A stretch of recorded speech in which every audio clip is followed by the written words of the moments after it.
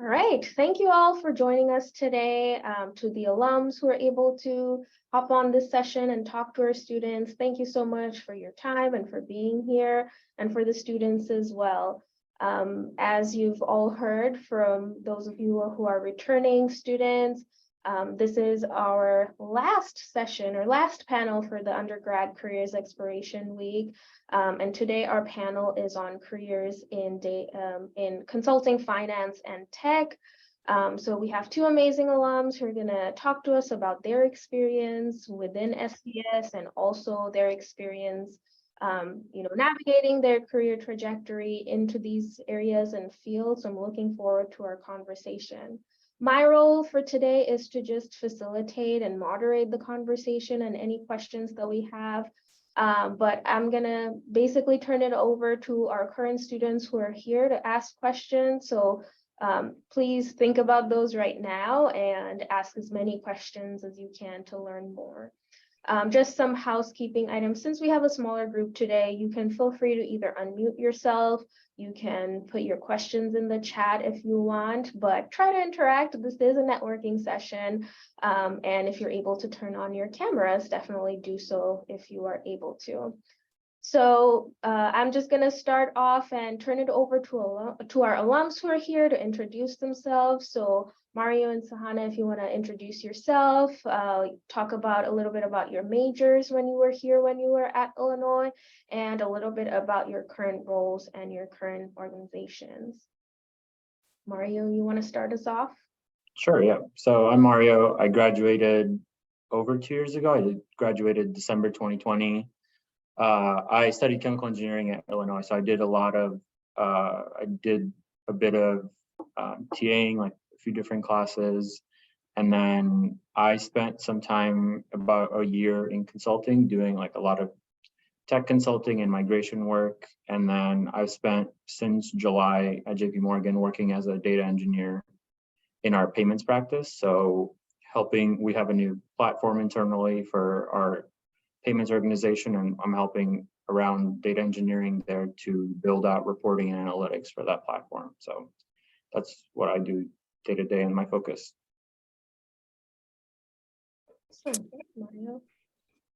Hey everyone, my name is Sahana. I graduated from Illinois in 2021.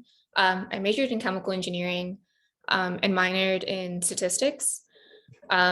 So after graduation, I joined Capital One in the Capital One Developer Academy program, which is basically a 6-month coding bootcamp kind of thing, where they teach non-CS majors how to code and how to code specifically within the Capital One ecosystem. So after 6 months of that, I joined their technology development program. And currently I work, so that's been a year and a half since then. So currently I'm a year into the technology development program, and I work as a software engineer in our machine learning fraud department. So I do a lot of work with maintaining our pipelines with our machine learning models, developing, helping work with our data scientists. And yeah, so it's definitely a huge step away from chemical engineering. But if anyone has any questions about how I kind of transitioned into tech, yeah, please feel free to reach out. Awesome, thank you both. So as you both mentioned, now moving into tech and finance, you've had definitely a transition away from chemical engineering. Mario, you also started off as a consultant. So can you tell us a little bit more about just your transition, coming from an engineering background and now into your current roles? How was that? What kind of support did you get initially from either your companies, or how did you navigate all of that?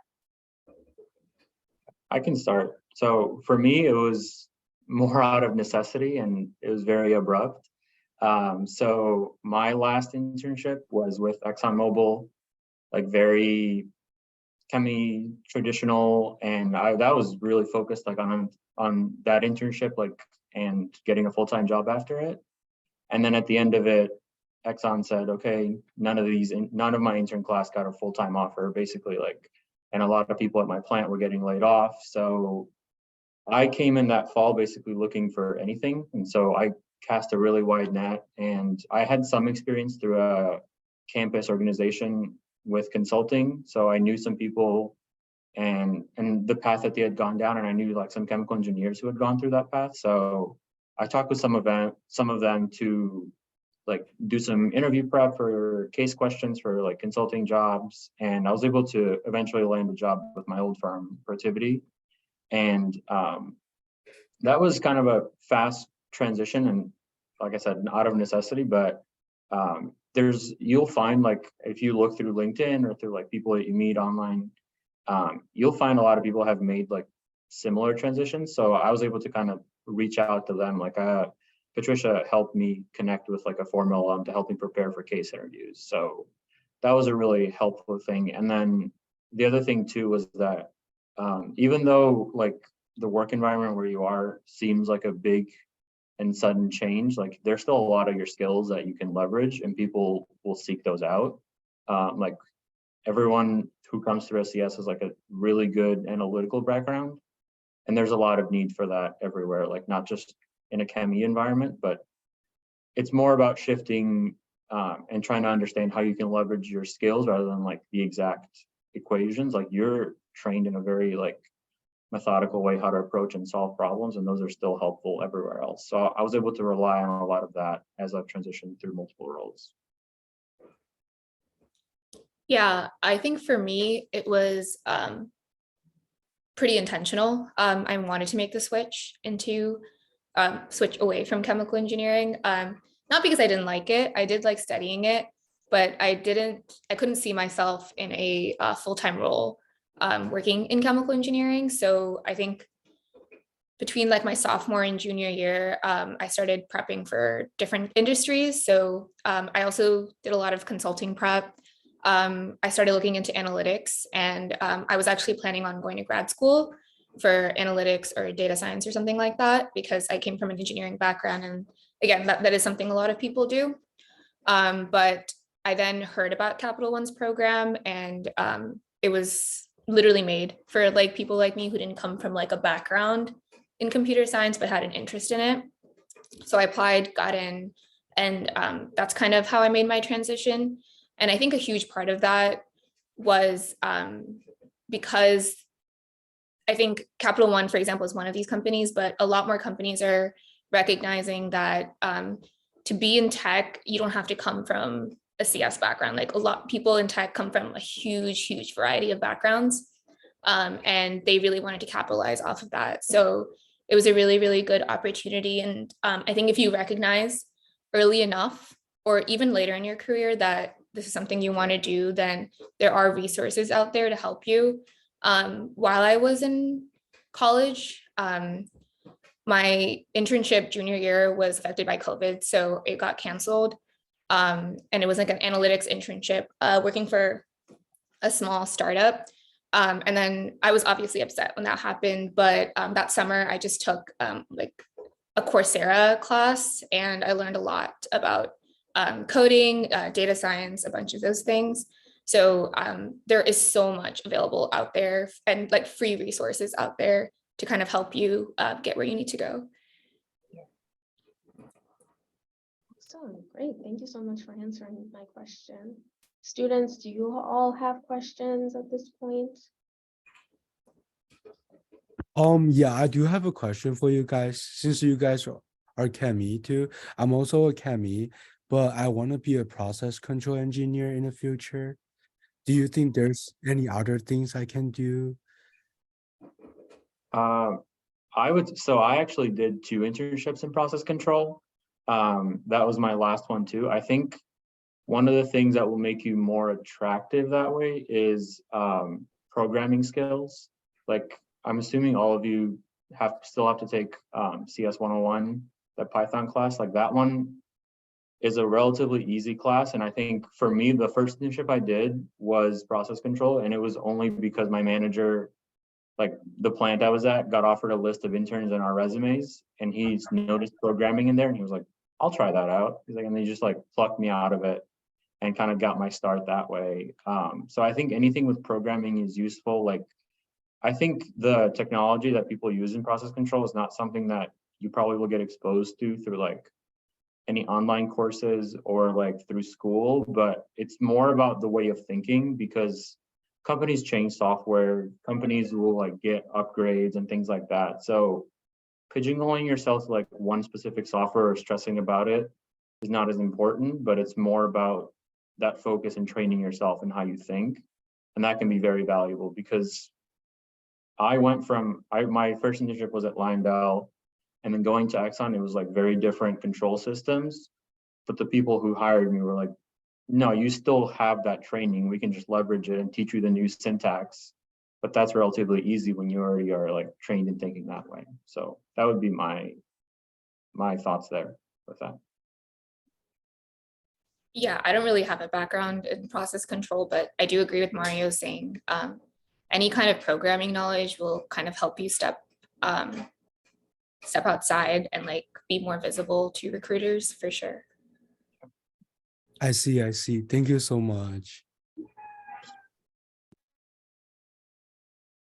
What other questions do our students have? I know a couple of you just joined, but yeah. Can you guys talk more about your experience with consulting on campus? I'll let Sahana go. I only did 1 year, so. Yeah, so I don't know if this still exists, but Entrecore, I did that for 3 years in college, which is like the entrepreneurship consulting. I had a really good experience with it. I think I just didn't do it my senior year because of time commitment issues. But I remember there was a sort like a 2 or 3 step interview process, case interview, where you can probably find some like online cases to help practice, and then you join projects and you work with I forgot what the startup community is at U of I, but you work with them and Park? Sorry? Did you mean Research Park? Yeah, no, it wasn't Research Park. Oh, okay, never mind. Sorry. Yeah.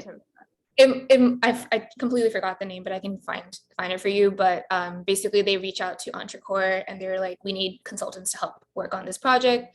And sometimes it might be like, go to market strategy, or we want to release this like a beta version, or some kind of marketing help. And then sometimes they have like outside startups, like Chicago-based startups, come in and also ask for help. So that was definitely a really good experience if that's what you're interested in.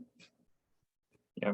I only did it for 1 semester. I did it through IBC, which is kind of similar to Entrecore, but they also work with like bigger companies. I actually was working with a startup, and that was one of the founders was like a U of I alum, so it was kind of cool to work with people like that. But I only did it for 1 semester because I was also TAing, and doing both was kind of a lot.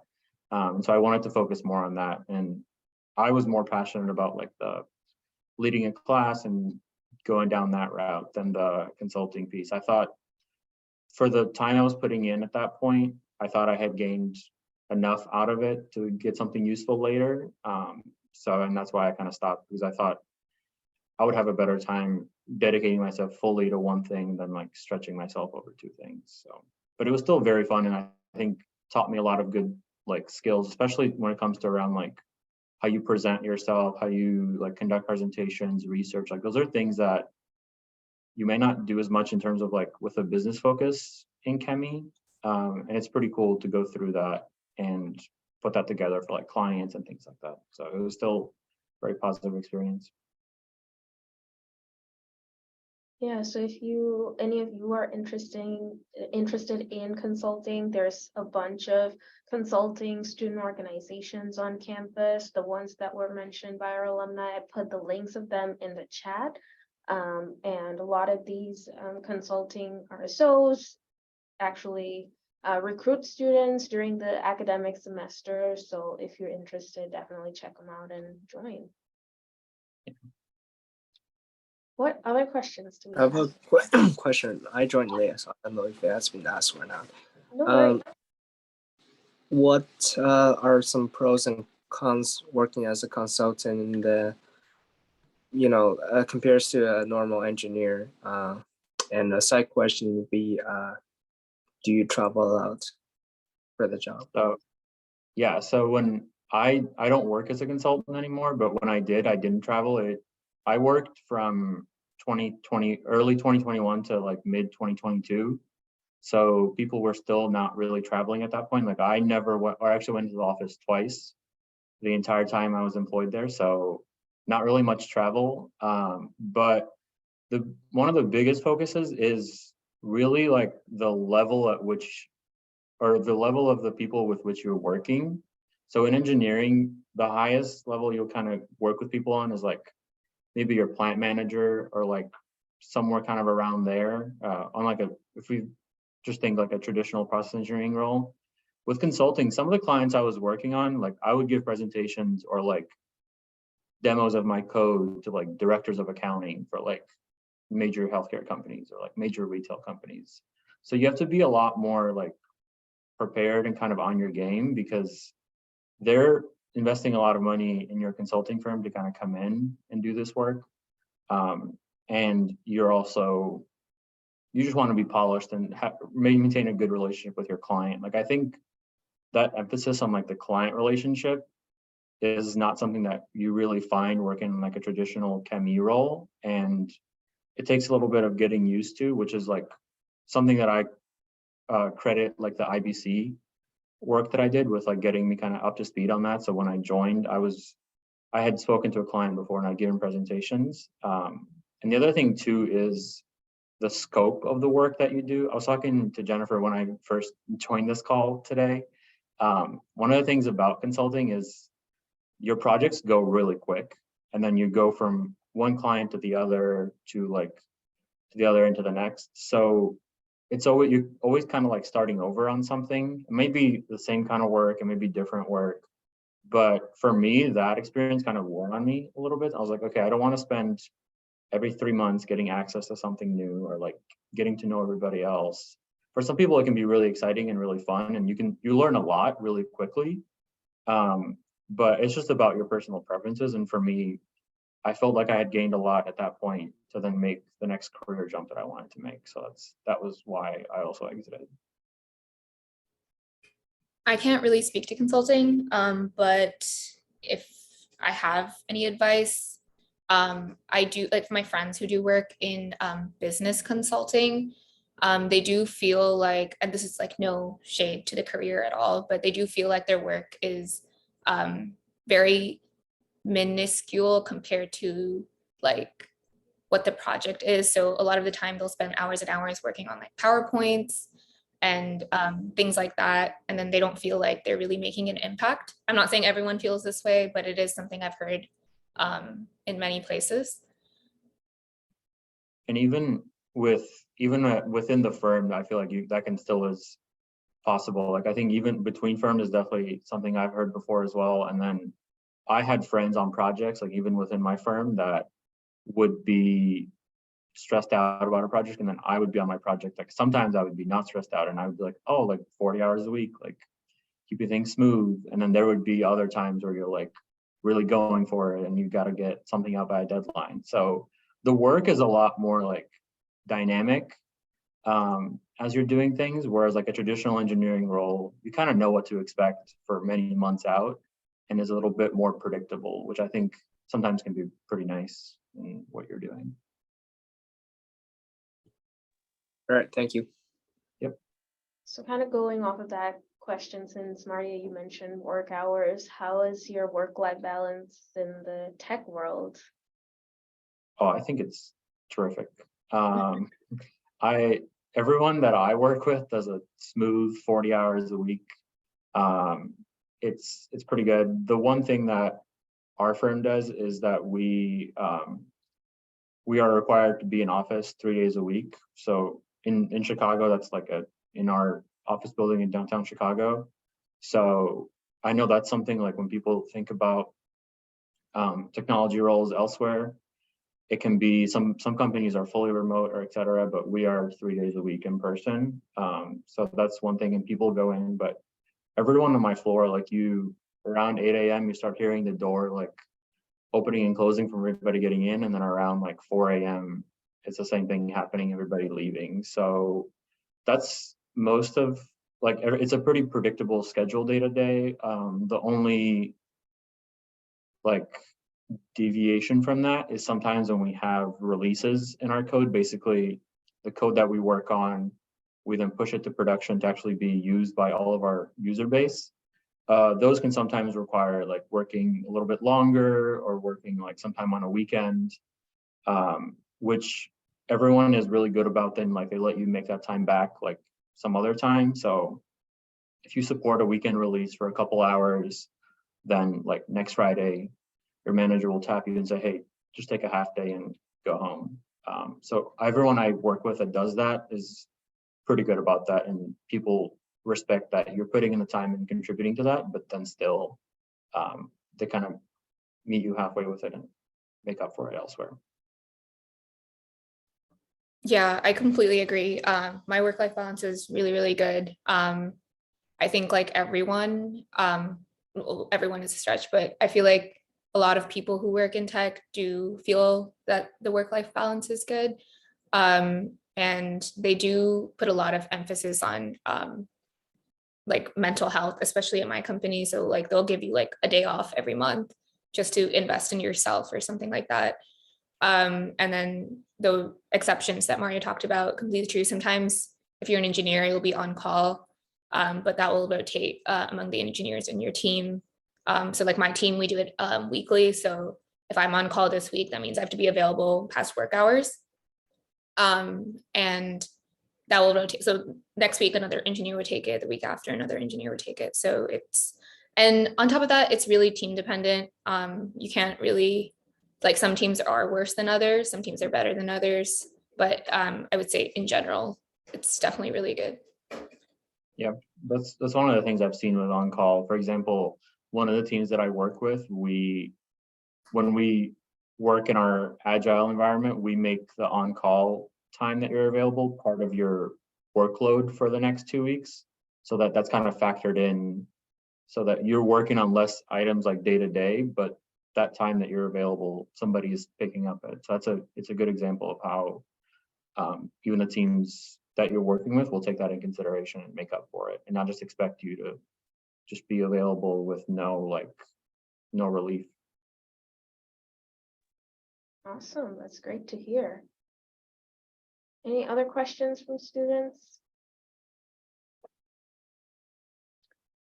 So you kind of gave us a very broad overview of your role, but could you tell us a little bit more about, your day-to-day responsibilities? What does your role look like? What kind of projects you work on? And kind of a breakdown of your time even within your roles. Yeah, I can start. Day to day, my role, I usually start out in the morning. I work with a lot of folks in India and in Great Britain, so I usually will coordinate with them on some kind of code that I'm writing or ask them some questions. So I'll usually get in the morning and check through my emails, see kind of what they've said, their feedback, and then we have our daily stand-ups, which consists of everyone on our team will get on a call and talk through the items that we each have assigned for that sprint. So we work in 2-week sprints. So basically at the start of every 2 weeks, like we just started on Wednesday, you get assigned a few items that you're going to work on for the next 2 weeks. And the expectation is that you'll have those completed in 2 weeks. So every day we talk through that, talk about where you are, how they're tracking, and if something is prohibiting you from completing them. So on my team, I'm the one who leads those daily calls. That's like another thing that I'm doing. And then I kind of just track through them. So whether it's like new development on some code that I'm writing, then I'm working through troubleshooting that, coming up with something new, and then working with our product folks to help refine like what's coming next, gathering. So we do a lot of reporting for the platform that I support.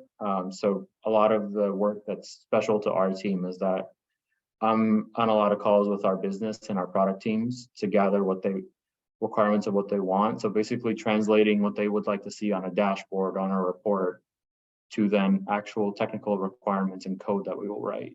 So that's something that I do that I think is pretty cool and also unique to like our team and the work that we're doing within our space.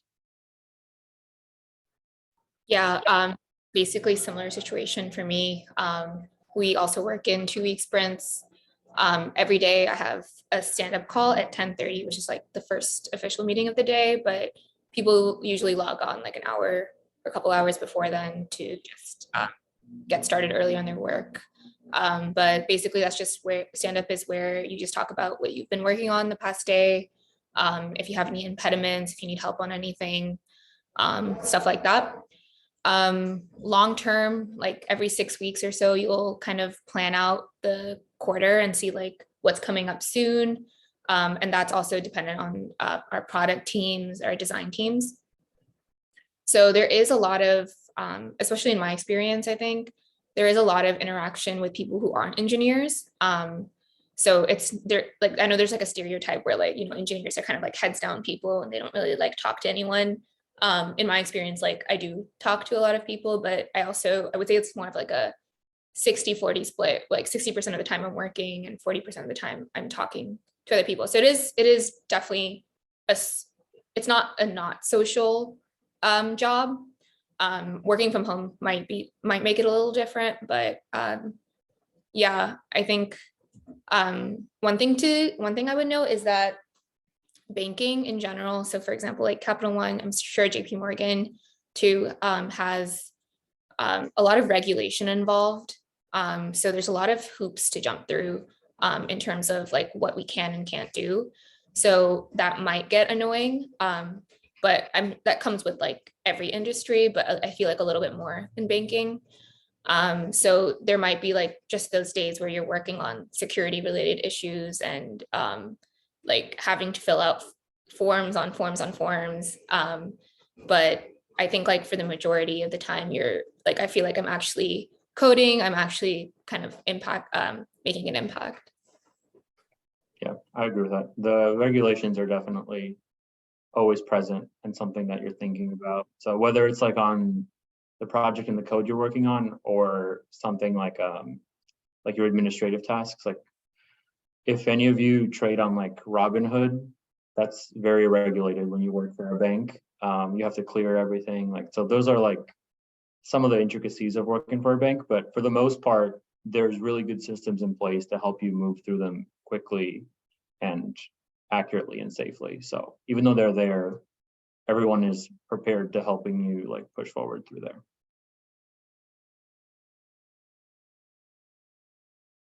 Great, thank you for sharing that. Any other questions from students?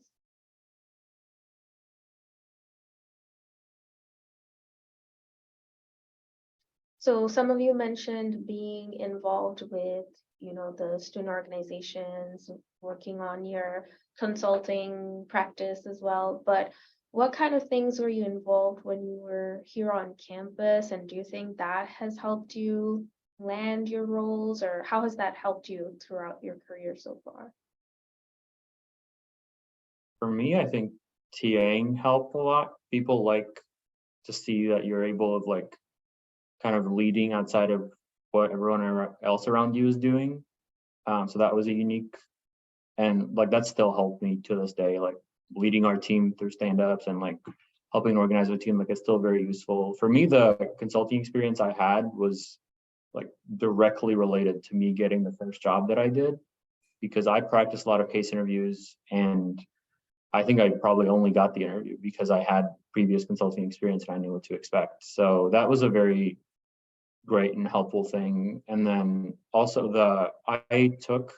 this is not organization related, but I took an extra course. I took one of the Chibi 494 courses with Dr. Rao, which is the programming in Chibi, or like Python programming in Chibi. That was extremely useful, and helps you kind of like, CS 101 is, you know, made for everyone, and the problems that you're doing are like relatively low level compared to, you know, what like industries are building. So doing that class in 494 was really helpful to kind of like really scale something up and see how far you can go in something like pretty cool and impressive and like high level work, which I don't solve differential equations with Python or anything like that, but like understanding how you can scale something up like that is really helpful when you join another firm or like a new project or anything else. You kind of have some experience going from the basics to something really impressive and high level. Yeah, completely agree again, Mario. I think I really don't think I had that much time because chemical engineering, it's a lot of time needed to finish that major. And I think like doing anything more that uses my brain, I feel like kind of out of the question, past EntreCore. But I do think like the classes I took definitely played a role. So like I was just going to mention 494. I think that really, really helped me kind of like join chemical engineering and programming, which I was also interested in. I think I mentioned I minored in statistics.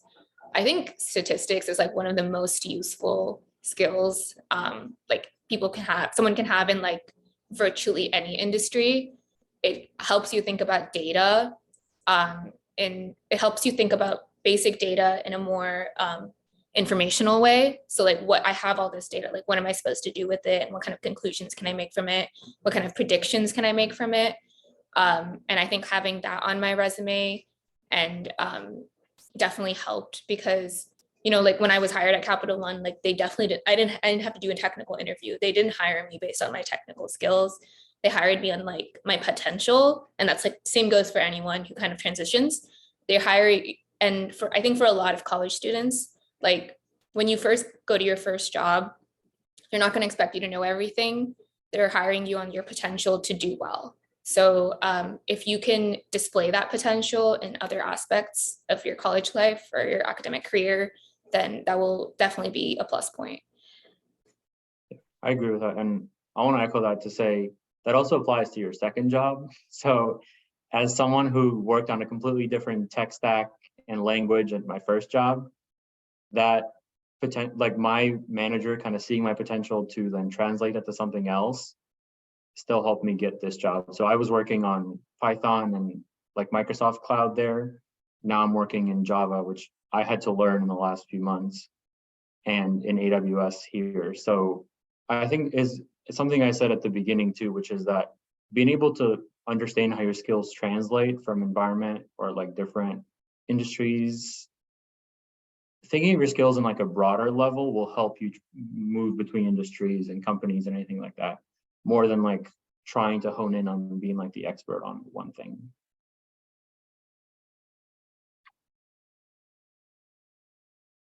So thank you for sharing all that. Questions from students? Got a quick question. Since you all are software engineer or some of that, do you wish that you had transferred out, you know, to CS, something like that, back in, you know, freshman or something like that, or you were still like figuring out your career path back then? I don't think I wish. I had a lot of, I think Chemi gave me a more unique experience than the other engineering majors, like especially being removed from the College of Engineering, which was a little bit different. And I think I learned a lot of skills through Chemi that I don't think I would have learned through CS. Like obviously I'm missing some things for sure. But I think I think I'm more holistically prepared, and especially for my career where I want to go, like in 5-10 years, I don't want to be the super technical like software engineer. So for me, I don't think I would make that change. I think being more well-rounded is more important to me, and being able to have gone through the transition, I think has only made me stronger, like as professional and as a person. So I don't think it's something that I would change. I have thought about that question. I also don't think I would have changed my major. I think I would have minored in computer science for sure. Because I do think that like starting early just gives you extra time to learn about it. And it's just such a huge industry and it's such a huge knowledge base that obviously like if you start early, you just learn more. But I agree with the point Mario made, that me making this transition has made me realize that I am capable of a lot more. And like the fact that like I can still study, like to this day, like in the last couple of years, I have learned more than I could have like ever imagined about computer science. So I think like if I didn't not have that knowledge, like while in college, like I wouldn't have, you know, surprised myself or like known I could have done it. So like personally, I think, no, I wouldn't have changed my major. And to give an example too is I don't know the Capital One's progression in this, but our company is in a very public journey on going to our public cloud, which means that all these software engineers that were here before are now having to like retrain and upskill in using public cloud tools. So even though you might think like if I had done computer science, I would have been an ace developer here, you still have to learn at some point in your career. Like there's always changes happening, especially in technology. So having gone through a change myself, like a couple times already, I think whenever something else happens, I need to learn, I feel more confident in myself to do that, like Sahana said. Yeah, this industry is it changes like every day. There's something new. So if you're not able to keep up with it, then like you're not gonna keep going. All right, thank you. So I have a question. What type of consulting do you guys do? Like, what is the consulting is like? I did a lot of tech consulting, which was working with companies to implement software into and upgrading what they had. So I did a lot of work moving. Basically, the clients I worked for had like code and workloads that would run on legacy platforms that were slow and efficient. And we went into them and migrated those platforms and that logic and that code to the cloud and help kind of like make that also more efficient along the way. So that's the work that I did. It was not really like the business consulting, what you see in the movies or et cetera. Like it was much more tech focused. But we still had some element of that business part because at the end of the day, the business folks hire us and we answer to them. And you get a little bit of exposure when you do like demos and presentations and things like that for them. So mine was tech focused. It wasn't anything business focused for clients. Yeah, I didn't do consulting, so.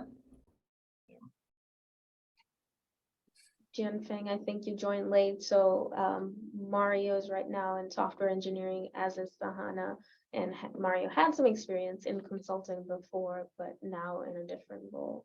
So, yeah. What other questions do we have?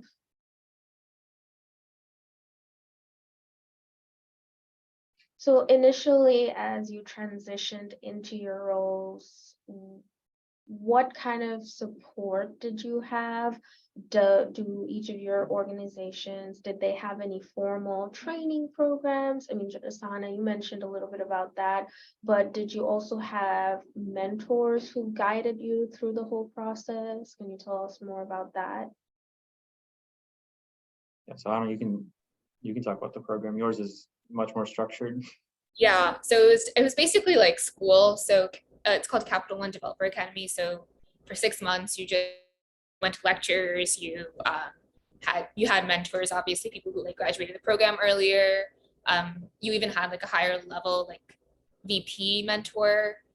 So I think there was a lot of support, like almost too much support. Like I had like so many biweekly meetings about people asking me like, oh, how I'm doing, how can I help you, things like that. So I don't think I was ever lacking in that. And I do think like the program really helped me kind of make that transition smoothly. And even now I'm in like another like technology program right now. Even now I have a mentor like within my team. I have a mentor outside of my team. And they really try to help you develop relationships with people like your manager and then your manager's manager as well. They'll call them your skip. And that's just basically because they want to hear like how the associate experience is going. And because they want to like really make sure that like you're learning, you're growing, and basically a way to like retain and keep interest in the program. So that's very important. to them. But yeah, definitely not lacking in the mentorship area. If you're looking for a mentor, you will definitely find one. So when I joined the consulting firm, I agree. It was much more, the mentorship aspect of it was much more structured, like Sahana's was. I had a weird start to my consulting. I spent the first 4 months working on like an internal initiative, promoting like one of our businesses that was rising up. So that was a little bit unique. But I also had a mentor, like Sahana said, which was like, one was a manager like kind of directly above me that I wasn't really working with, but they would kind of hear me out, understand what I'm working on, what I'm trying to get at, and then give me advice on how to like navigate the start of my career. And then I had a mentor who was like one of the partners in the firm, and she had a much more significant position, and she would help me make more decisions guided through like thinking a couple of years ahead and where do I want to get to, like thinking about promotions and things like that. So working through items like that. Going to a new company as an experienced hire, I think the mentorship is something that you have to look for more. There's nothing as structured as there is when you join as a new hire out of college. So I've had to like kind of seek out mentors more, like make more connections with people that I'm working with and have more informal conversations that way, which I don't really, like I haven't struggled with. So I still am able to have a lot of like good conversations with people, like get a lot of feedback and perspectives. But I know that the software engineers who join our firm, like straight from college, there's a very structured development program, like Sahana is saying with Capital One, where you have a lot of support at various levels of the organization to make sure that you stick around, you have a positive experience, and we also can learn from how you're going, because especially in the last few years with how COVID has impacted everything, like people really want to make sure that you're having a positive experience because the workplace has been changing so much in the last couple of years. Great. So one other question, I guess a lot of our students probably are also wondering about, with tech roles, software engineering types of roles, the interview process, right? There's probably a coding aspect to your interviews. And Sahana mentioned, as for you initially, there was your program, the training program where you kind of learned all of that. Can you talk to us a little bit more about your interview process, if you used any tools or resources to prepare for the coding part of your interviews? Yeah, for me, joining consulting, I used a lot of online resources. So there's like a lot of the top business schools have like massive case books that are online. So you can just access those and do like a lot of practice cases. I really recommend doing them with somebody else because it's very different when you have somebody else kind of like gatekeeping something from you, rather than like when it's just on your own screen, you just like scroll down and you're like, oh yeah, I knew that. So it makes it much more honest to yourself. Joining this current role, I did have a technical interview, which was very specific to like the stuff that I'm doing now. So it wasn't as generic as the interviews are for our regular software engineer hires, which I know is pretty intensive. But I found out that JPMorgan also has a program like Capital One's aimed at students who are not from a traditional computer science background. And I know I've done an info session through SCS with that before, which those interviews are not technical. We are very intentional about that because people are hired, like I'm assuming for Capital One as well, from very different backgrounds and majors. So those interviews are only like behavioral interviews to understand who you are and get more information on like kind of your potential, but you go through the same upskilling with our tech stack to then like become technically apt. So the interview process for like a chibi trying to get into JPMorgan, I think you would not have a technical interview. It would be mostly behavioral, but no technical piece. Yeah, again, there was no technical aspect to mine. Mine was 3 interviews, separate. One was, 3, I think. One was just a phone screen where you just talk to a recruiter and they'll just see if you're a good fit for the company and they'll kind of pass you on. I don't think it's too difficult to pass that one. And then the next one was like a 3 like back-to-back interviews. It's kind of like, it's called a super day. So traditionally you would go into the office and then they'll interview there, but I was interviewing during COVID, so everything was online. I still think it's online right now, which I do think is better. It's just less stressful, even though it's still stressful.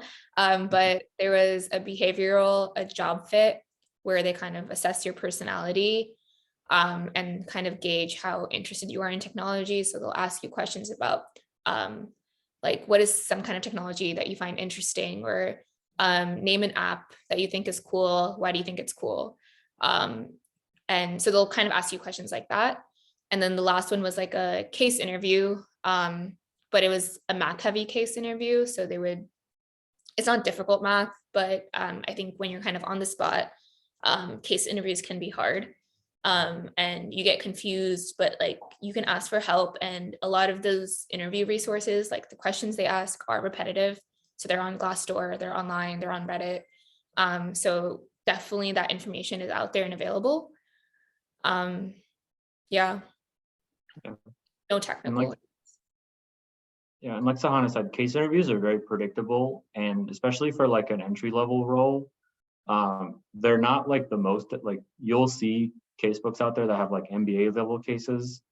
That's not really what you can expect. Like they're pretty predictable, especially in consulting. Like when you think about, one of the common examples is like a profit case. Like those are always like have the same structure, but what they really want to get at is to understand how you think. And that's most important, because like whether you get the right number or whatever on a case is less important than them understanding who you are and how you think and how you can be utilized then.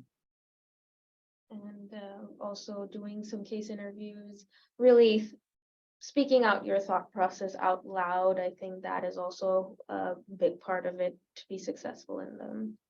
Yeah, I agree. Yeah, that's one of the feedback that helped me the most. Was sometimes I would just like go quiet, look down on my paper and start writing, and my interviewers would always be like, no, speak up, write it on the board, talk to me, because that's the only way they can learn. They can learn who you really are, what you're trying to think through. Yeah, for sure. The behavioral interviews are definitely a little bit different from the actual case interviews. So you need to practice a little bit differently for those, but I'm sure there's tons of resources out there. And if you find people to actually do it with, that is definitely the most helpful. Do you guys still offer them at SES? I know I did a couple through your office. Yeah, we do them at special requests, I guess. We're not really experts in doing case interviews. So I remember, Mario, I did one with you, and I had to prepare for doing case interviews at that time with you. So if someone asked for it, we could offer it, but we don't like specifically offer those. Got it. Okay. Thank you for doing that then. Yeah, of course. It was fun. And if you guys are prepping for case interviews and you don't have anyone to work with, I remember I recorded myself speaking to make sure I was making sense, because sometimes I would ramble. So I think recording myself helped a lot. All right. I know, like, yeah, go ahead, Chris. Sorry, I got another question on top of previous question. So you mentioned that there were no technical interview when the companies are interviewing you, but what are some like qualities that your companies are looking at? Like, I mean, I guess, why would they hire a non-software like CS major engineer to fill that role? Like, what are some qualities that they're looking for that, you know, they don't see it from a typical software engineer? I think the passion, and like Sahana said, like when they ask you a question like what's your favorite app, or like how do you use technology, like things like that is something that is, I think, can be very clear depending on who you're talking to and if they really like care. I think also potential, like our company and like Capital One does, we understand that you do not have these skills, but we are trying to get at understanding your potential to learn them. Like our Tech Connect program, which is similar to what Sahana is saying, they will teach you like our tech stack and how to code in our environments. So we understand that we are looking for people who can learn and who display that aptitude and like eagerness to learn new technologies. So I think seeing people who have tried multiple things in their college experience, who have tried things that are like outside of what's really expected of them, like trying something like consulting or something with like statistics, computer science, like things like that displays that ability, like you want to learn something more, you want to try something new, which makes sense why you came to us now. So that, and then one ability that I think is always helpful no matter where you are is being like very good at being analytical and problem solving. Like those skills are not skills that you can like read a book on in a couple of days and bam, you know it. Like those are skills that are trained into you through like multiple years of like the Chibi rigor, which I think is something that if you display that well in an interview, like talking through a case and showing them how you think can be really impactful and lead to someone saying, okay, he might not know like Java or C++ or whatever programming language, but hearing him and how he thinks, I'm confident that I can teach him these things. Yeah, and to like answer your question about like why they would hire people like us who have like no background in CS or no education in CS, I think at the heart of it, our professions are very teachable. So anyone who spends enough time or has the resources can become a software engineer. Obviously, there is a lot to learn, but I think they all recognize that like anyone given the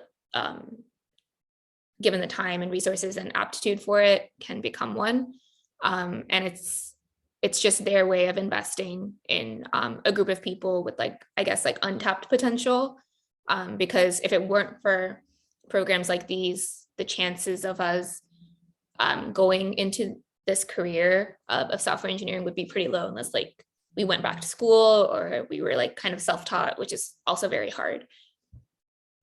Yeah, I think it's also a great way for them to get like more diversity in ways of thinking into their environments. Like having a lot of people who have gone through the same computer science courses who all kind of think the same sometimes is not as useful as having somebody who thinks of a problem differently and can bring like a unique perspective into how they approach things. Like my team is made up of a couple people who studied computer science, and then one person studied like a more data science background, and then there's me who studied chemie. So watching all of us try to solve something, like we all think of it in a different way, and then we like talk through it and come to like a agreed solution. So I think that way of like approaching, like having a different way of approaching something is very valuable to these companies, and a big reason why they want people like us with that, who don't bring what the other people that they already have can have. And you'd be surprised at the number of people with non-traditional backgrounds in tech. Like I worked with someone who studied how to be a pastry chef in Paris and then decided to be a software engineer at Capital One. So it's like there are those people out there, and it's definitely possible. Thank you so much. Of course. So I have a question. So what degree is your job require? Like, is it bachelor or master or? Definitely, you can get this job with a bachelor degree. Yeah. Yeah. Okay.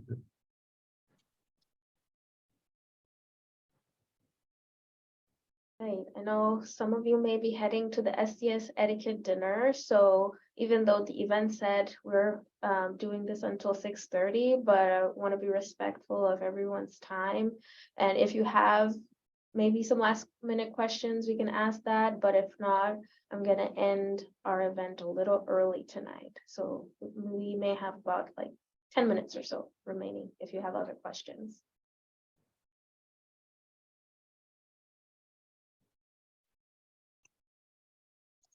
I guess if not, yeah, go ahead. Yeah, I'm a little bit confused on what software engineering related to Chibi. Yeah.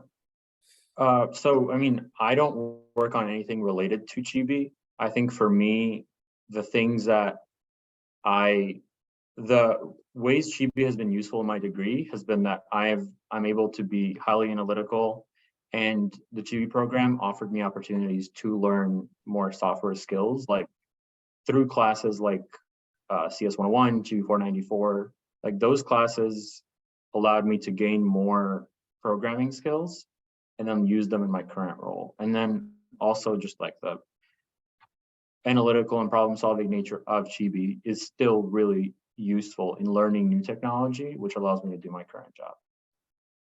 Okay. Okay.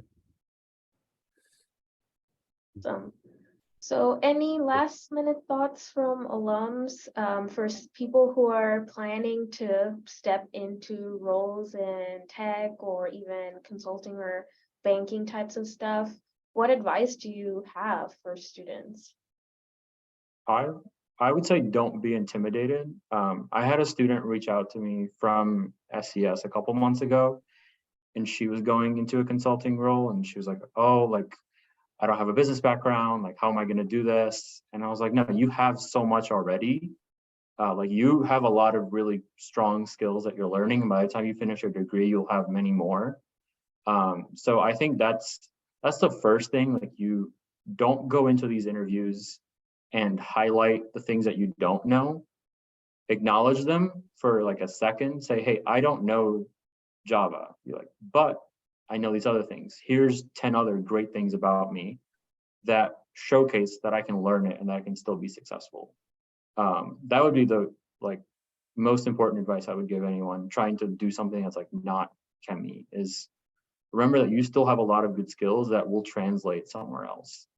And those are still very valuable and very sought after by employers.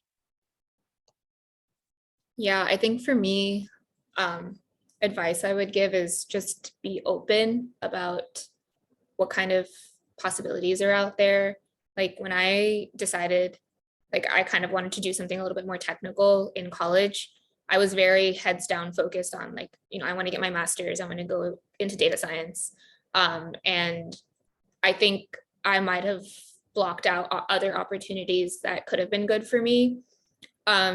So I think like at one point I might not have done the interview for Capital One because I was like, I'm going to grad school. But I think being open about possible careers is very important because you never know, like it could be like one of the best decisions that you've made, or it could be like a stepping stone to another great decision or another great like pathway for you. And like, I think we feel very old when we're like in college and we're like, we have to have everything figured out. Like I know people in their 40s who've transitioned, it's like there's always time for it and there's always the opportunity available. And I think that also extends, like Sahana said, beyond graduate. Like even once you get to that first job and you're thinking, hey, this is great. If you like talk to yourself and you're like, I'm actually unhappy, like I don't want to do this, don't be afraid to try something else. Like companies like ours will take you and upskill you to get to this role. And there's other people who will do similar things, or like there's a lot of opportunities out there. And yeah, I don't think I would have predicted I would have been here like 3 years ago when COVID hit. So, and if you had also told me like the path I would have taken to get here, I would have been so stressed out, because I'm like, oh my God, that's so many things that are gonna happen that I was stressed out at the moment. But I'm really happy where I am right now. And I think it's like Sahana said, being open to different things and keeping yourself open to like what's out there will only serve you for the better. So. Yeah, remember 3 years ago, Mario, we were talking about doing an MBA? Yeah. And then now we're not doing an MBA. So, yeah. And as both of you said, a lot of the training that is required here, company or organization will definitely support you with that and help you get upskilled. So even if it's intimidating initially, you'll have all that support. The other thing I would say too is try to take classes or get experiences that make you that give you some like non-technical exposure, because those are really valuable. Like the technical piece is great as a software engineer or a consultant or whatever, but usually at the end of the day, you will end up talking to business people who want things kind of like whittle down, make it make sense to me. So being able to like transition between audiences is very valuable in what you're doing, and it's something I found very useful. And one of the classes that I really credit for that is Dr. Guernet's polymers class, because it's really technical, but then he makes you give a presentation on something that like only you know in the class, and you have to like come at it from like a super broad perspective, and then he will drill down to all the technical details with you, which is kind of cool. It's very nerve-wracking when you do the presentation. It's like 20 minutes of him just coming at you, but if you do it well, it's like you feel so accomplished because you're like, oh, I really was able to do this. And I just think presentation skills and communication skills, as you talk about like becoming technical and worrying about these technical skills that you may or may not have, keep in mind that you still need to be someone who is pleasant and good to work with. And communication skills are always like really important in that, because they can make up for a lot of other like inefficiencies that you don't have. Like being able to communicate through a problem well and get the right help is really helpful and a really good skill to have. So don't forget that part. We still are people, and you should still be able to communicate with people well. So Yeah, and that's across any industry you go to. Like your personality is like the number one thing that people will notice about you. And I think all the sessions that we had this week, all of the alums really emphasized the importance of doing presentations or communicating what you do and having a good ability to be flexible and adaptable and all of those skills, and emphasize the importance of soft skills. So I'm glad you all also mentioned that. yeah. It's great that you can do something technical, but it doesn't really help if you can explain it to someone and help them understand that too. So I agree with that. Great. Well, thank you both. Anyone? Yeah, go ahead. You had I have a another question. question. So I want to know like what things did you guys do during the college time, and like what skill did you focus on improve during the college? I tried to improve my interview skills. The first career fair I went to, I was not good, and I got a bunch of interviews and then I got no jobs. And so then I went to the spring career fair my sophomore year, and I was just like, oh man, this is not going to work.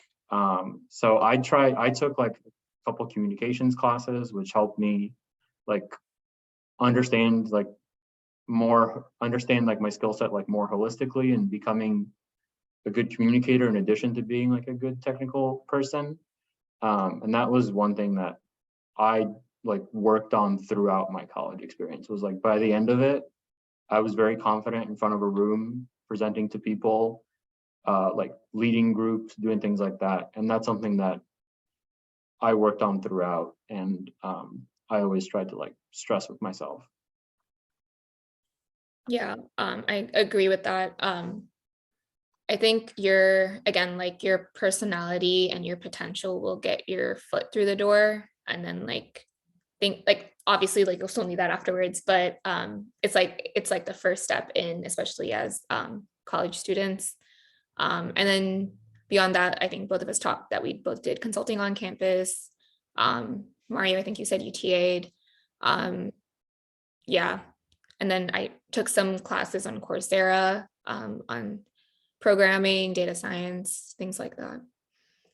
Yeah, the programming I think has been useful for both of us, like going beyond the bare minimum requirement of the degree. Like if you are passionate about a career like this, show that. Go beyond CS 101, take some more classes.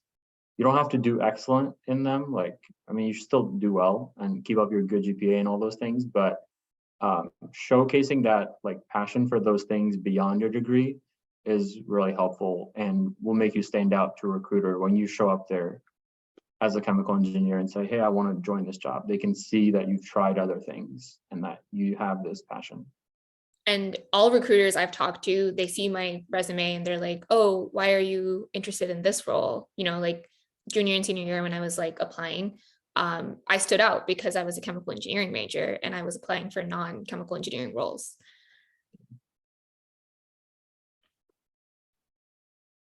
Okay, thank you. Of course. I also added, as Sahana mentioned, she took a class on Coursera.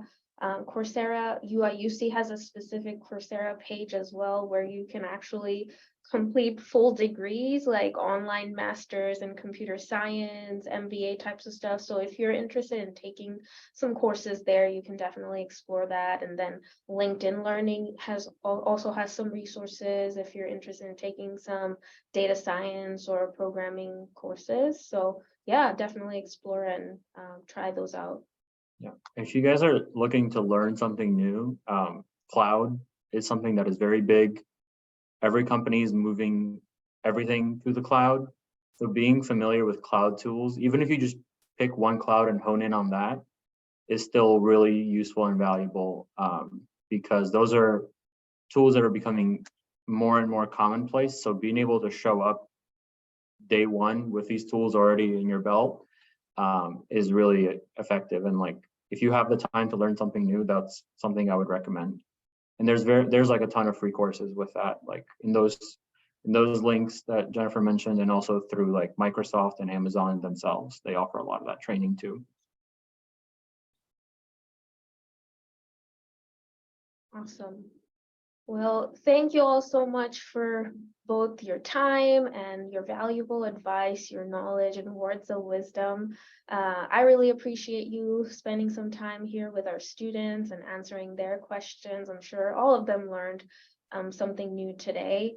Thank you all to the students who are still here who were asking engaging questions. And as I mentioned before, the recording of this session will be available next week.